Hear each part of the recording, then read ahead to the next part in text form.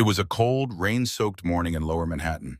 A thin veil of fog clung to the windows of the Southern District Courthouse, casting a muted gray light across the marble halls.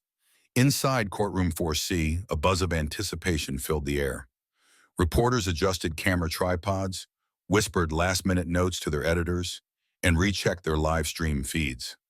Rows of spectators sat upright, many clutching notebooks or tablets. Everyone was waiting. Then the doors opened.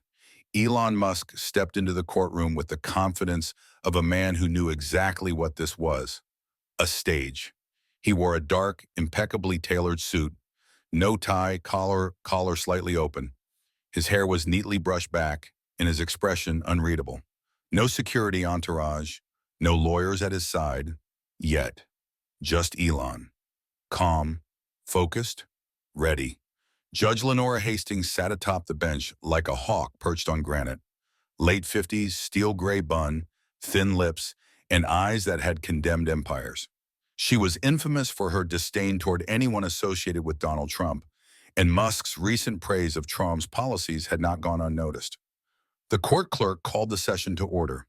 This court is now in session, the Honorable Judge Lenora Hastings presiding. Hastings looked over her glasses at Musk. Mr. Musk, you are here today for publicly disclosing confidential information for us related to an ongoing federal investigation. You have knowingly and willfully defied a federal gag order. Musk clasped his hands calmly behind his back. Correction, Your Honor. I shared information the public deserves to know. Her jaw tightened. You mean information that conveniently aligned with your political affiliations? Specifically, your newfound admiration for Donald Trump? Is that what transparency means to you now, Mr. Musk? Cheap flattery and political cheerleading? A murmur echoed through the courtroom. Musk smirked. I didn't realize the First Amendment required political neutrality, Your Honor, but perhaps I missed that update. Don't play coy with me, she snapped. You're not here because you spoke. You're here because you defied the rule of law.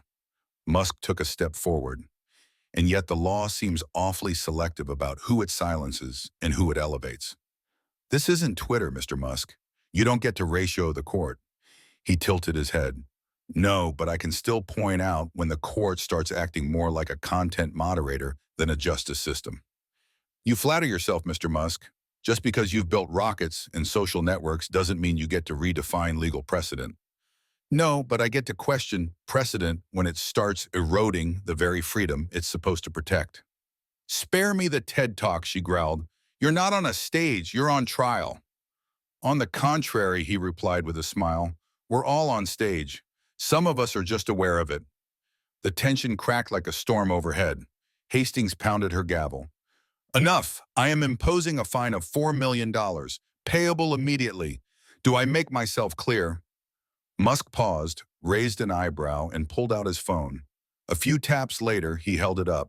Paid, blockchain verified, time-stamped. There was a beat of stunned silence. Hastings' nostrils flared. Your arrogance is astounding. You think money can shield you from accountability? Very well. In light of your continued defiance and disrespect toward this court, she leaned forward, voice steely. The fine is now increased to $15 million. Gasps erupted across the room. Even the clerks looked stunned. Musk didn't blink. He tapped again on his phone. Done. The gallery buzzed with disbelief. Some reporters stopped writing just to stare. Hastings looked like she might explode. This court is not a game, Mr. Musk. You are not above the law. He nodded thoughtfully. No, but I'm clearly above your expectations. Just then, two federal agents entered the room. One approached the bench, whispering urgently to Hastings. She read a sealed document, face tightening. Mr. Musk, she said coldly, you are to be taken into custody under suspicion of obstructing a federal investigation. The courtroom erupted into noise. But before the agents could act, a door on the side opened. Musk's legal team swept in. 3 elite attorneys, led by Alyssa Crane, wielding a thick legal folder. Emergency injunction from the Second Circuit, Crane said, placing it before the judge. Effective immediately. Hastings flipped through it. Her face darkened. This court is being undermined by appeals. Crane didn't flinch. No, Your Honor, this court is being balanced. That's how law works. After a heavy silence, Hastings slammed her gavel. Case dismissed. Cameras flashed like strobe lights. Dozens of microphones jutted toward Musk as he stepped up to the podium, flanked by his attorneys. The press swarm was immediate. The plaza outside the courthouse had transformed into a media circus. Choppers hovered overhead. Protesters and supporters shouted over one another. Security had to hold back a surging crowd trying to get a better look. Fox News. Mr. Musk, do you believe this was a politically motivated attack? Absolutely. When judges speak more like cable news commentators than neutral arbiters, you know there's an agenda at play. MSNBC. Your comments in court were combative. Was that deliberate? It was honest, and honesty these days is apparently combative. BBC. Why not just comply and avoid the conflict? Because compliance with injustice is cowardice. New York Times. Do you believe Judge Hastings was influenced by your support for Trump's policies? Musk turned slightly toward the cameras. Let me put it this way. I've disagreed with past administrations too, but I wasn't dragged into court for tweeting facts then. Reuters. Mr. Musk, will this change how you use your platform? No, if anything, it confirms why my platform matters. More questions followed, rapid fire, from reporters shouting over one another. What message are you sending to other tech leaders? Do you plan to sue for judicial misconduct? Is this the beginning of a political campaign? Musk let the noise settle. Then leaning into the microphones again, he said, they thought I'd play their game. I didn't. They thought I'd fold under pressure. I didn't. And they thought money was the real issue. It never was. The real issue is freedom of speech, of thought, of conscience. If that costs $15 million, it's still a bargain. He paused, eyes scanning the sea of flashing lights and raised hands. I didn't walk into that courtroom alone.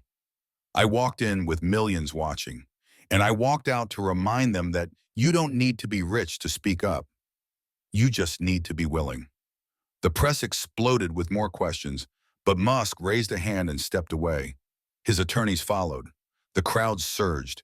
Security intervened, but the message was delivered. By evening, social media had become a battlefield. On Twitter, the hashtag #MuskVsBench trended at #1 worldwide.